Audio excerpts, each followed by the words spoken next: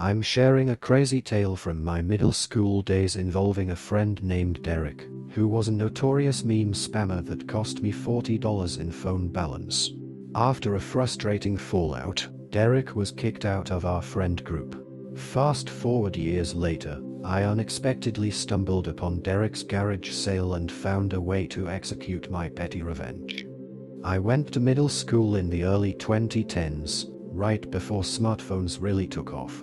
I got my first phone right before starting 6th grade. It was a slide phone with a pay-as-you-go plan that cost $0.10 per minute for calls and per text message sent or received. Worse yet, sending or receiving photos cost $0.25 each.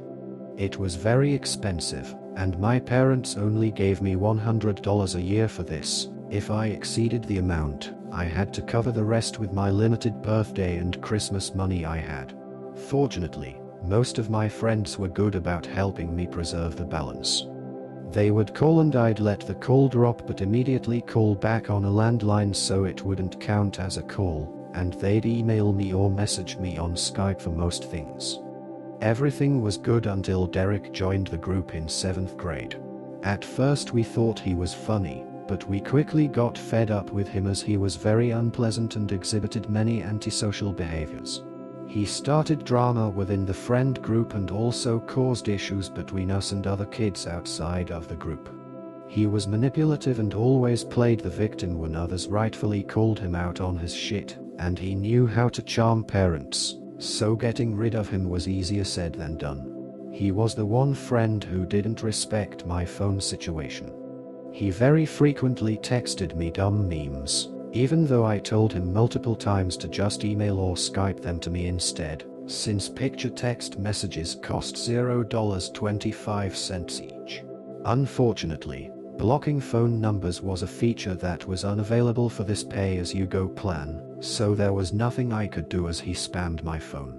One day he got mad at me for some reason and spammed my phone with memes. He must have sent me over 100 lolcats over text. He kept sending them until I lost service, since my phone balance was depleted. I had lost the $40 remaining in my account as a result. I was extremely pissed and demanded that he pay me the $40 he had cost me, and he refused and said it wasn't his problem.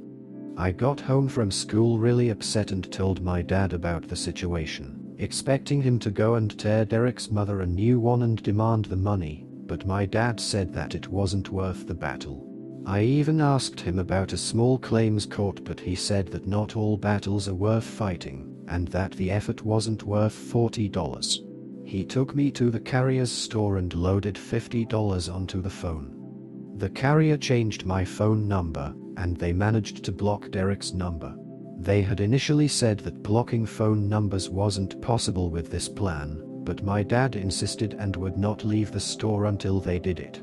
I was extremely paranoid about my phone number being leaked and other kids spamming it to fuck with me.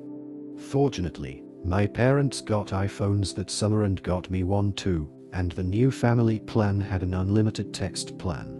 Nonetheless, I was pissed at the $40 he essentially stole from me out of malice. Fortunately, not too long after, there was a big blowout between Derek and the rest of the friend group at the end of the school year, and we permanently kicked him out of the group. He was an outcast the following year in 8th grade. Nobody was tolerating his shit anymore, and he changed schools the year after and we never heard from him again. Fast forward to a few years ago, I was back home for a few months between graduating college and starting a new job on the other side of the country. I went out to some garage sales one Saturday morning and I ended up at Derek's house. I recognized his mother, but I don't think she recognized me. I guess glasses and a beard is all you need. I noticed some Pokémon napkins out for sale, and when I picked them up to look at them, Derek's mom said that her son had been obsessed with Pokémon for his whole life and that she was tired of Pokémon stuff occupying her home for so many years. I said that these napkins were for my younger cousin who is really into Pokémon, and asked if she had any more Pokémon stuff. She said she didn't know people were still into that and that there were a few boxes in the attic with her son's old stuff. She actually took me inside the house, which I never imagined I'd set foot inside ever again, and let me climb up the attic ladder and take down several large boxes to look through. The first one had Christmas ornaments in it and other junk, but I freaked out inside when she opened a box jam-packed with Pokémon video games in the original boxes, though I kept my cool on the outside. The whole reason I had agreed to go inside in the first place was because I was holding out hope of this exact scenario happening. See, I knew Derek was obsessed with Pokémon. Our friend group liked Pokémon back in the day even when other kids thought it wasn't cool, but Derek was on a whole different level. He bragged about his Pokémon collection all the time. At the time, he had every single main series game in the original box, and in mint condition, as he always had to add in. I went to his house once and he was showing me his collection. He yelled at me for touching one of the games. Nobody was allowed to touch them except him. He had many older Nintendo games in excellent condition, but Pokémon was his favorite.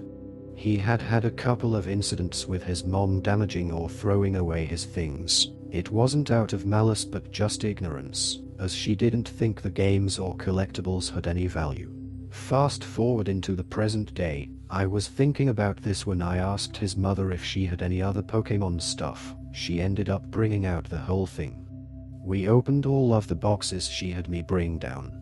Within the boxes there was the beloved collection of Pokémon games, all very well preserved, as well as several Nintendo consoles, hundreds of games, 24 binders full of Pokémon cards, and there was also a box of many Lego sets with the original boxes and everything, with many old Star Wars sets. When I saw Jango Fett, I knew I struck gold. I told her that I liked old Legos as well, and asked her how much for the 5 boxes of games, cards, and Lego sets, and she thought for a second and said $100 a box, or $400 for all 5. I told her I would take it all and hold ass to get to an ATM. I loaded the 5 boxes into my dad's truck and immediately drove home.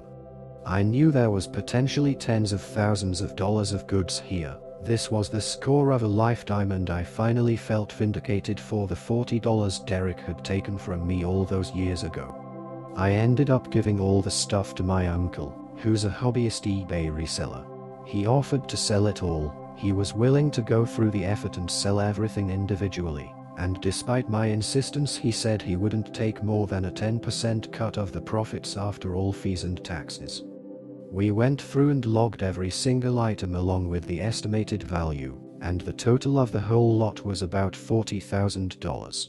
40,000 was a poetic number since this was 1000x the value of what Derek stole from me all those years ago.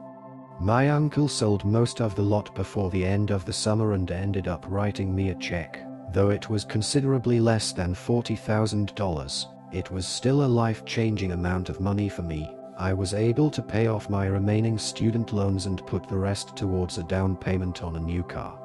In the end, from the trials of middle school friendship drama to an unexpected treasure hunt, this story highlights the unpredictability of life and how past frustrations can sometimes lead to incredible opportunities.